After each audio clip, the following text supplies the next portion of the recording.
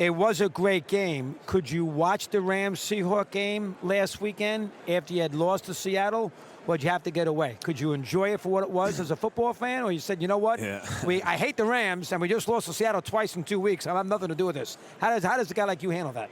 Yeah, you there's always bitterness, man. When you're not in the Super Bowl, there's only one team happy at the end of the year.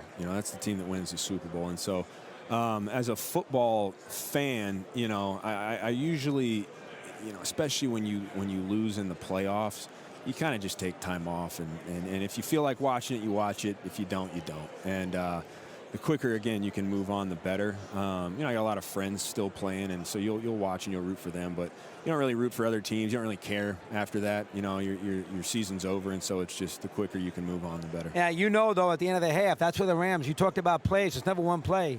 First, second, and 5. They're up 13-10, a minute 10 to go. Can you get a first down, please? And at the very least, not worry about giving Seattle the double whammy where they score at the end of the second quarter and get the ball back at the start of the third quarter. It's amazing. Those two plays, which you probably maybe not as aware of, that he did not get the first down. Those are the two biggest plays of that game. Yeah, I'll be honest, I did not watch the game, so I don't even know what you're talking about. That's honest. But, no, I mean, look, football is each play has a life of its own. Each game has a life of its own, and it's never one play. And that's what makes football great. It's very unpredictable.